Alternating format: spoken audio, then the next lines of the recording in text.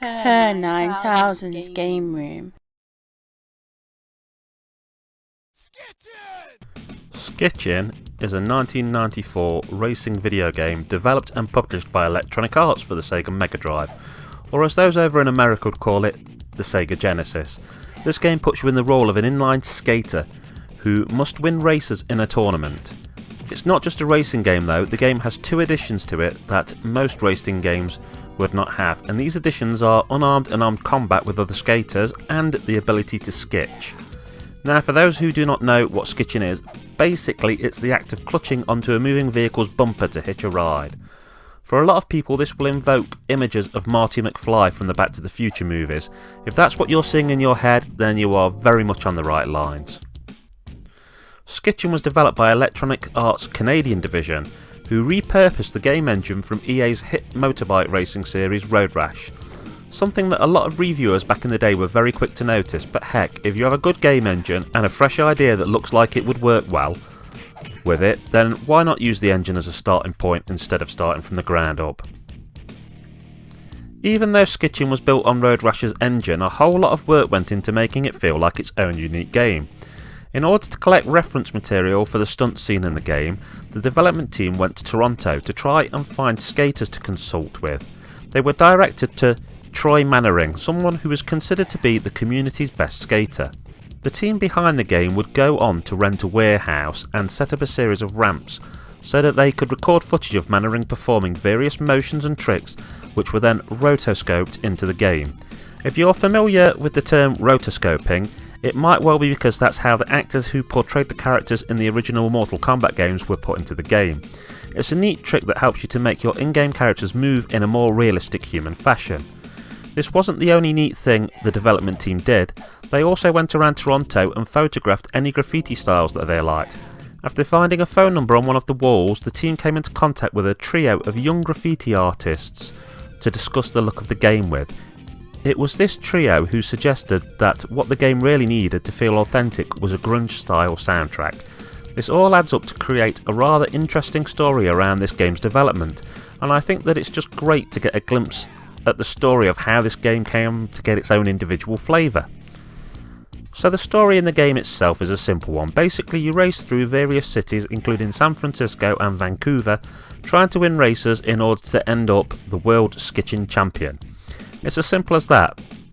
Just like in Road Rash, you can either race trying your best to avoid violent confrontations, or more likely you'll try to beat your way to the top of the leaderboard, smashing your opponents out of the way with your fists or one of the various weapons you can grab, which include bats, nunchucks and an electric cattle prod. Your rivals have a stamina bar, and if you can sufficiently lower it, you'll knock them out. But if they lower yours, then you'll crash out of the race and straight into the hospital. And then you'll get stuck with a hospital bill. A bill which, if you can't afford to pay, is a one-way ticket to the game over screen. The higher place you manage to finish in, the more cash you'll earn. And not only does this cash pay for your entrance to the races and your hospital bills, it can also be used to buy replacement or improved racing gear. This is something you didn't have to think about in the Road Rash games. Sure, you had to buy bigger bikes to compete in later races, but here you have to constantly maintain your 6 pieces of gear, the condition of which is indicated by their colour. If something's green, it's in great condition. If it's red, then it's basically had it. This is something I didn't particularly like. Sure, it's realistic that you have to maintain your gear, but realism and fun don't always walk hand in hand, and I would sooner not have to think about wear and tear on virtual equipment. The gameplay is relatively simple. B is your skating button, A is the button you use in connection with the direction to reach your hand out to grab onto passing vehicles, and the C button is your attack button. You can pick the game up and be playing it in seconds. My only complaint is that when you press the combination of left or right and A to skitch, it can feel a little clumsy. Sometimes it doesn't seem to do it as quickly as you'd like, so I often end up just holding my hand out waiting, and if a car shoots past you on the left, it seems to take ages to switch to trying to hold your hand out to grab the one passing on the right. A lot of the time it takes so long that you actually end up missing that one as well. Something that's totally wasted on me is stunts. I often found them just to be something that got in my way. You'd put so much energy into trying to correctly go up the ramp and land that you'd either mess it up or someone would skitch past you while you were messing around, resulting in my attempts at stunts making me finish in a worse position than if I'd just sacked them off altogether. So that's what I ended up doing basically. Graphically, you can instantly tell that this game is made on the Road Rash engine, despite all of their attempts to give the game a personality of its own. I'm not saying that they wasted their time, as I do think the overall presentation of the game is great, but it's just that it doesn't really look like it's an improvement from even the first Road Rash game, despite a number of years having passed between that game's release and this game. I guess I'd call the graphics pretty good, just not impressive in terms of what EA had previously produced.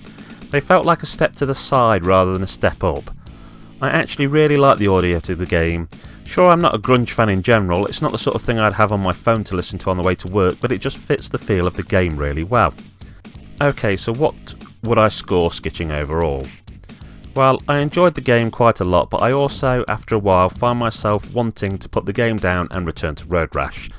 They're both very similar games, and despite Skitchin offering enough to deserve to exist alongside Road Rash in its sequels, I just can't help but feel that, despite being a good game, it's an inferior product.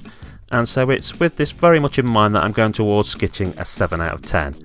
Having looked at how much the game currently sells for, you should be able to get a cart-only copy for around £10 if you're in the UK, and to be honest, at this kind of price point, if you have a Mega Drive, I'd highly advise that you buy this game and give it a go. Okay, that's Kerr9000 signing off saying, keep on playing those games.